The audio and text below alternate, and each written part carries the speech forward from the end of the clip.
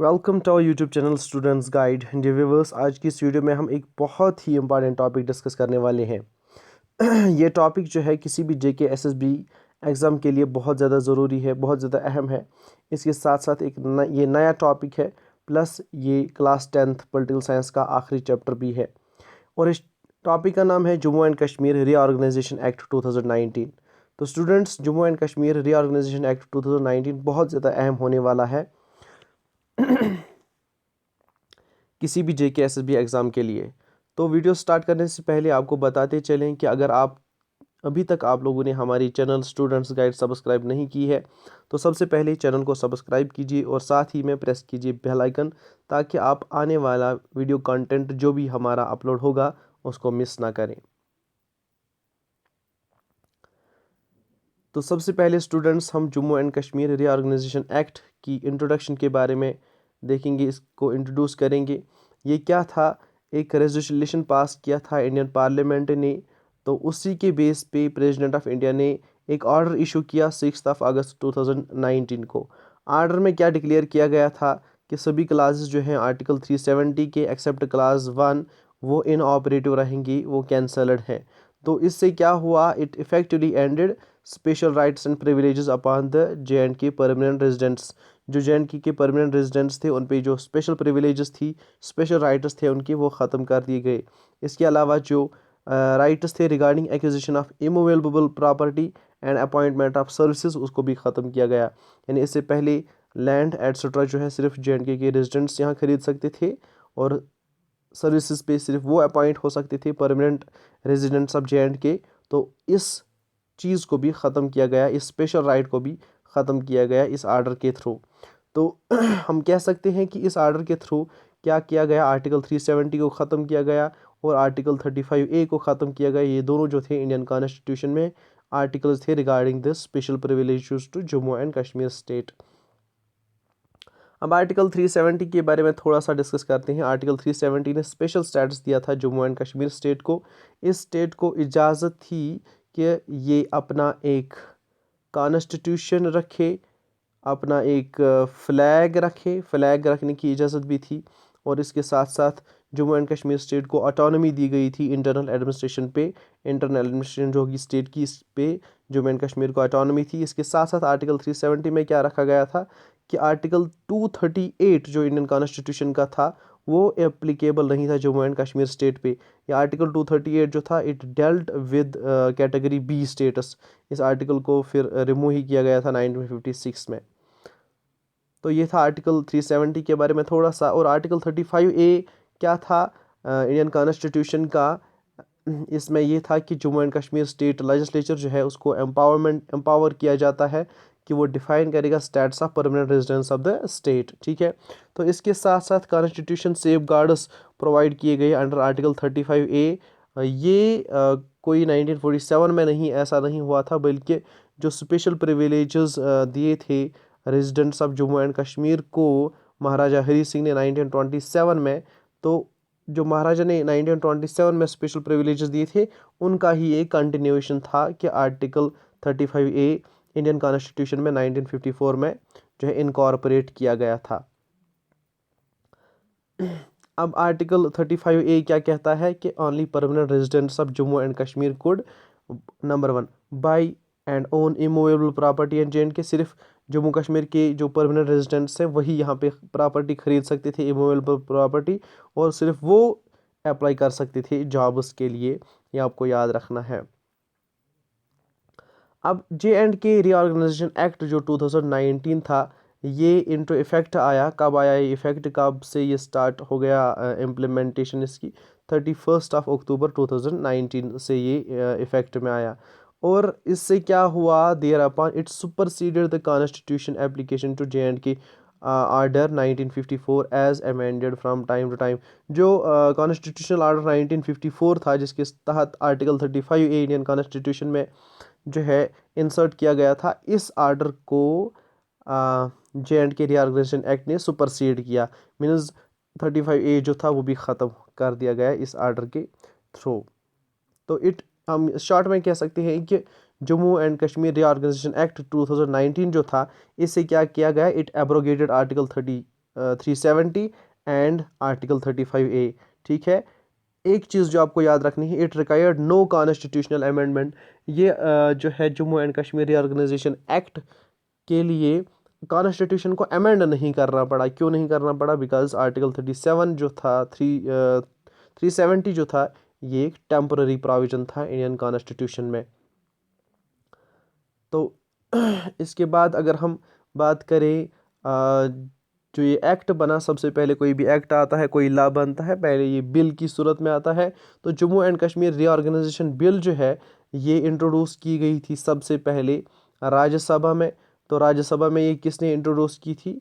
जो minister of home affairs था India का उस टाइम पे, मिस्टर अमित शाह, उसी ने ये राज्यसभा में इंट्रोड्यूस की। ये डेट्स और याद रखना कब इंट्रोड्यूस की उसने, 5 अगस्त 2019 को। तो राज्यसभा ने ये पास कर दी 5 अगस्त 2019 को ही। इस राज्यसभा के बाद ये बिल जो है फिर लोकसभा में जाएगी, आप जानते हो। तो लोकसभा में ये कब गई bill? The bill came in Lok Sabha on 6 अगस्त 2019। 6 अगस्त 2019 को ये लोकसभा में गई और लोकसभा ने इसको 6 अगस्त 2019 पे ही पास कर दिया। पास्ड बाय लोकसभा ऑन 6 अगस्त 2019। इसके बाद अगर हम बात करें इसको प्रेसिडेंशियल साइन कब मिला, प्रेसिडेंट ऑफ इंडिया ने कब इसको साइन किया? रामनाथ कोविंद जो प्रेसिडेंट था उस टाइम पे, इसने इस बिल को साइन किया 6 अगस्त 2019 को। और इस बिल को एसेंट कब मिला इम्प्लीमेंटेशन के लिए? मीन्स 9 अगस्त को प्रेसिडेंट ऑफ इंडिया ने इसको एसेंट दिया कि ये बिल इम्प्लीमेंट कर सकते हैं, ये लॉ इम्प्लीमेंट कर सकते हैं। और फिर ये कब से फोर्स में आया? This law came on force और this act came on force on 31 October 2019। 31 October 2019 से ये एक्ट जो है इम्प्लीमेंट हो गया। ये आपको याद रखना है। इसके बाद अगर हम देखें इस एक्ट के जो पार्ट्स हैं, 16 पार्ट्स हैं इस एक्ट के। इसमें 103 सेक्शंस हैं और इसमें 5 शेड्यूल्स हैं। नेक्स्ट वीडियो में हम डिस्कस करेंगे कि 16 पार्ट्स जो हैं, कौन सा पार्ट किस चीज़ के बारे में डिस्कस करता है, किस पार्ट में कौन सी चीज़ है, किस सेक्शन में कौन सी चीज़ है, और डिफरेंट शेड्यूल्स जो है उनमें क्या है। तो अगर आप ये इन्फॉर्मेशन भी जानना चाहते हैं कि किस पार्ट में क्या है, बाकी चीज़ें, सेक्शंस, पार्ट्स और शेड्यूल्स के बारे में ज़्यादा इन्फॉर्मेशन चाहते हैं, तो आप हमारे वीडियो को शेयर करोगे और हमारी चैनल को सब्सक्राइब करोगे और कमेंट में बोलोगे कि आपको ये मज़ीद इन्फॉर्मेशन चाहिए या नहीं। तो इसके बाद अगर हम बात करें मेन प्रोविजंस, क्या बताया गया Jammu and Kashmir reorganisation act में, इसके मेन प्रोविजंस क्या है? सबसे पहले formation of union territory of Ladakh. Ladakh एक यूनियन टेरिटरी बनाई गई। इससे पहले अगर हम बात करें, इंडिया में 29 स्टेट्स थी और 7 यूनियन टेरिटरीज थी। अब लद्दाख और जम्मू एंड कश्मीर दो अलग से यूनियन टेरिटरीज बनाई गई। अब टोटल 9 यूनियन टेरिटरीज हुई और एक स्टेट को ख़त्म करके अब सिर्फ 28 स्टेट्स हैं। तो यूनियन टेरिटरी ऑफ लद्दाख को क्रिएट किया गया थ्रू दिस एक्ट। और क्या कहा गया? There shall be formed a new territory to be known as the union territory of Ladakh. Union territory of Ladakh बनाई गई। अब इसमें क्या रखा गया? Comprising the territory of Kargil and Leh districts of the erstwhile state of Jammu and Kashmir. जो जम्मू एंड कश्मीर के 2 districts थे पहले, लेह एंड कारगिल, उनको निकाल के उन 2 डिस्ट्रिक्ट्स की एक अलग से यूनियन टेरिटरी बनाई जाएगी। Ladakh shall cease to be part of Jammu and Kashmir. अब लद्दाख जम्मू एंड कश्मीर का पार्ट नहीं होगा। It came into being on 31 October 2019। कब से लद्दाख एक यूनियन टेरिटरी बन गई? 31 अक्टूबर 2019। तो the UT of Ladakh will be without legislature. UT जो है लद्दाख की, वहाँ लेजिस्लेचर नहीं होगा, लेजिस्लेटिव असेंबली नहीं होगी, ये आपको याद रखना है। It would be under direct control of president of India and shall be administered through a lieutenant governor. और यूनियन टेरिटरी जैसे होता ही है direct control of central government, ऐसे ही ये भी प्रेसिडेंट ऑफ इंडिया के अंडर होगी और प्रेसिडेंट ऑफ इंडिया इसको एडमिनिस्टर करेगा थ्रू लेफ्टिनेंट गवर्नर। अब लेफ्टिनेंट गवर्नर को कौन अपॉइंट करता है? उसको प्रेसिडेंट ऑफ इंडिया अपॉइंट करता है on advice of council of ministers. तो दूसरा प्रोविजन अगर हम देखें, पहला प्रोविजन था कि लद्दाख की एक यूनियन टेरिटरी अलग से क्रिएट की गई। तो दूसरा था formation of union territory of Jammu and Kashmir. अब जम्मू कश्मीर एक यूनियन टेरिटरी बनाई गई, ये दूसरा प्रोविजन हम देख सकते हैं। New union territory known as UT of Jammu and Kashmir, ये बनाई जाएगी, ये क्रिएट की जाएगी।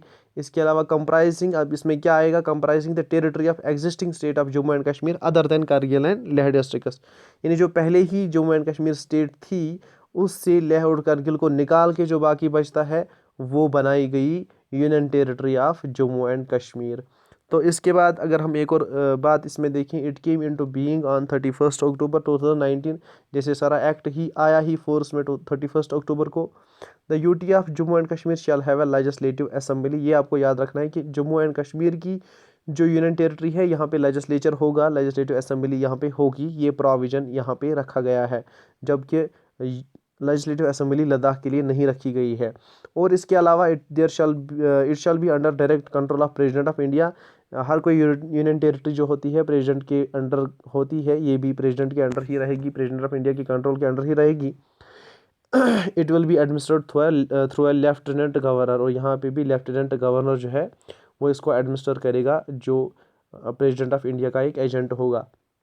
लेजिस्लेटिव असेंबली जो होगी union territory of Jammu and Kashmir की, इसमें क्या चीज़ें होंगी ये आपको याद रखना है।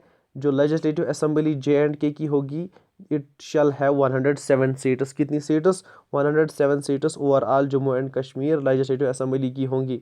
तो इन 107 सीट्स में से 24 shall be reserved for the residents of POJK, पाक ऑक्यूपाइड जम्मू कश्मीर जो वाला एरिया है उनके रेजिडेंट्स के लिए 24 सीट्स जो है यहाँ पे रिजर्व्ड रखी जाएंगी। तो इसके अलावा lieutenant governor can nominate 2 women members to the assembly. अगर लेफ्टिनेंट गवर्नर को लगे कि वुमेन की रिप्रेजेंटेशन ठीक ठाक नहीं है लेजिस्लेचर में, तो वो 2 वुमेन को नॉमिनेट कर सकता है लेजिस्लेटिव असेंबली में। इसके अलावा वर्किंग पीरियड जो लेजिस्लेटिव असेंबली का होगा वो अब सिर्फ 5 ईयर्स होगा, जबकि इससे पहले कश्मीर में वर्किंग पीरियड जो होता था लेजिस्लेचर का वो 6 ईयर्स होता था, अब सिर्फ 5 ईयर्स होगा। जम्मू कश्मीर यूटी जो है इस यहाँ पे एक मिनिस्टीरियल काउंसिल होगी, या जिसको हम कहते हैं काउंसिल ऑफ मिनिस्टर्स। उसमें जो होता ही है 1/10 ऑफ टोटल स्ट्रेंथ, तो उसमें 8 मिनिस्टर्स होंगे और चीफ मिनिस्टर हेड होगा काउंसिल ऑफ मिनिस्टर्स का। There shall be no legislative council for the union territory of Jammu and Kashmir. तो काउंसिल ऑफ मिनिस्टर्स मैंने बोला कि 8 मेंबर्स का होगा, लेकिन एक बात आपको याद रखना है, जम्मू एंड कश्मीर में काउंसिल जो होती है लेजिस्लेटिव काउंसिल वो नहीं रहेगी। आपको पता है कि लेजिस्लेचर जो होता है कुछ स्टेट्स में बाईकैमरल होता है। बाईकैमरल का मतलब है वहाँ लेजिस्लेटिव असेंबली भी होती है, लेजिस्लेटिव काउंसिल भी होता है। अब कश्मीर का पहले बाईकैमरल था जब स्टेट थी, अब चूँकि यूनियन टेरिटरी बनाई गई है यहाँ अब सिर्फ लेजिस्लेटिव असेंबली होगा, लेजिस्लेटिव काउंसिल नहीं होगा Jammu and Kashmir union territory में। तो लेजिस्लेटिव असेंबली जो होगी ये लॉ बना सकती है किस चीज़ पे, for any part of union territory of Jammu and Kashmir related to, ये लॉ बना सकती है any matters specified in the state list. अब जो लिस्ट होते हैं डिफरेंट लॉज के, state list, union list, concurrent list, तो उनमें से जो स्टेट लिस्ट में लॉज होते हैं, स्टेट लिस्ट में फील्ड्स होते हैं, सब्जेक्ट्स होते हैं, उन पे जम्मू एंड कश्मीर की स्टेट लेजिस्लेटिव असेंबली लॉ बना सकती है, लेकिन except police and public order के रिलेटेड स्टेट जो है यूनियन टेरिटरी जो है जम्मू एंड कश्मीर की वो लॉ नहीं बना सकती है। Union territory of Jammu and Kashmir law बना सकती है regarding any matters specified in state list, लेकिन except police and public order के। इसके अलावा ये लॉ बना सकते हैं किसी भी मैटर के बारे में जो कंकरेंट लिस्ट में होगा, जो यूनियन टेरिटरीज पे एप्लीकेबल होता है कंकरेंट लिस्ट। इसके अलावा further parliament will have the power to make laws in relation to any matter for the union territory of Jammu and Kashmir. जो यूनियन लिस्ट है उसमें पार्लियामेंट लॉ बना सकता है किसी भी जो है सब्जेक्ट के बारे में जो भी यूनियन लिस्ट में है। अब इसमें और एक चीज़ जो है एप्लीकेशन ऑफ सेंट्रल लॉज। पहले जो सेंट्रल लॉज होते थे वो डायरेक्टली एप्लीकेबल नहीं होते थे। कश्मीर जब स्टेट थी तो स्टेट लेजिस्लेचर जब पास करता उन लॉज को, फिर जाके यहाँ पे वो एप्लीकेबल थे। अब जो सेंट्रल लॉज हैं वो एप्लीकेबल हो जाएंगे। All the central laws shall now be applicable to both JNK and Ladakh UTs. ये एप्लीकेबल होंगे दोनों यूटीज़ पे। 166 central laws shall become applicable with immediate effect. जो 106 हैं सेंट्रल लिस्ट में जो आते हैं या यूनियन लिस्ट में जो आते हैं सब्जेक्ट्स, वो सारे लॉज एप्लीकेबल होंगे दोनों यूनियन टेरिटरीज पे विद इमीडिएट इफेक्ट। ठीक है, तो इसके बाद अगर हम बात करें रिजर्वेशन की, रिजर्वेशन यहाँ जैसे पहले थी रिजर्वेशन वैसे ही रहेगी। There will be reservation for किन के लिए, शेड्यूल्ड कास्ट्स के लिए, शेड्यूल्ड ट्राइब्स के लिए, ओबीसीज और अदर्स के लिए। जो भी जॉब्स वॉब्स होते थे उनमें इनको रिजर्वेशन मिलती थी, ये कंटिन्यू होगी। जो सेंट्रल गवर्नमेंट्स के रूल्स हैं उनके तहत इस यूटी में भी रिजर्वेशन सबको मिलेगी, चाहे वो यूनियन टेरिटरी ऑफ लद्दाख हो या union territory of Jammu and Kashmir हो। दोनों यूनियन टेरिटरीज में रिजर्वेशन सब लोगों को मिलेगी। इसके अलावा एक और प्रोविजन जो है, it is common high court. एक कॉमन हाई कोर्ट रहेगा बोथ यूनियन टेरिटरीज के लिए, means union territory of Ladakh और union territory of Jammu and Kashmir, दोनों का एक ही हाई कोर्ट होगा। जो पहले ही हाई कोर्ट था जम्मू एंड कश्मीर स्टेट का, वो दोनों के लिए अब हाई कोर्ट रहेगा, दोनों यूटीज़ के लिए। The high court of Jammu and Kashmir shall function as the high court for both the UTs, दोनों यूटीज़ के लिए वही हाई कोर्ट रहेगा जो पहले था। इसके अलावा अगर हम बात करें रिप्रेजेंटेशन इन पार्लियामेंट, पार्लियामेंट में क्या रिप्रेजेंटेशन इनको मिलेगी। जो पहले जम्मू एंड कश्मीर स्टेट को 6 लोकसभा सीट्स एलोकेट थी, पहले जम्मू एंड कश्मीर स्टेट से 6 मेंबर्स तो लोकसभा इलेक्ट होते थे। अब इसमें से क्या होगा, इसमें से 1 will be allocated the UT of Ladakh, Ladakh के लिए 1 मेंबर रखा जाएगा, लद्दाख लोकसभा के लिए 1 मेंबर इलेक्ट करेगा। और 5 will be allocated to the union territory Jammu and Kashmir, Jammu and Kashmir की यूनियन टेरिटरी जो है, यहाँ से अब 5 जो होंगे लोकसभा के मेंबर्स इलेक्ट किए जाएंगे, या 5 Lok Sabha seats union territory of Jammu and Kashmir के लिए अब रखी गई है। अब अगर राज्यसभा की बात करें, members of council of states, council of states के लिए as per the first schedule section 9, first schedule section 9 जो है, union territory of Jammu and Kashmir में 1 मेंबर होगा राज्यसभा के लिए। ठीक है, तो राज्यसभा के लिए जो है Jammu and Kashmir UT 1 member को इलेक्ट करेगी, सॉरी 4 मेंबर्स को इलेक्ट करेंगे। यानी Jammu and Kashmir union territory जो है, यहाँ पे आप याद रखोगे Jammu and Kashmir union territory जो है as per first schedule section 9, Jammu and Kashmir union territory में से 4 मेंबर्स इलेक्ट किए जाएंगे राज्यसभा के लिए। यानी राज्यसभा के लिए 4 members Jammu and Kashmir union territory से जाएंगे, और लोकसभा के लिए 5 मेंबर्स जाएंगे। लोकसभा की 5 सीट्स और राज्यसभा की 4 सीट्स रखी गई है जम्मू एंड कश्मीर के लिए। स्टूडेंट्स और व्यूवर्स, अगर आपको ये वीडियो पसंद आई तो इस वीडियो को लाइक कीजिए, शेयर कीजिए और हमारे चैनल को सब्सक्राइब कीजिए, और कमेंट कीजिए कि आपको फर्दर इंफॉर्मेशन चाहिए Jammu and Kashmir reorganisation act के बारे में। जो डिफरेंट सेक्शंस हैं, डिफरेंट इसके पार्ट्स हैं, शेड्यूल्स हैं, उनमें कौन सी इन्फॉर्मेशन है, उनमें क्या क्या चीज़ें हैं, वो हम डिस्कस करेंगे नेक्स्ट वीडियो में। हमारी चैनल को सब्सक्राइब कीजिए ताकि आप आने वाली वीडियोज़ को मिस ना करें। थैंक्स।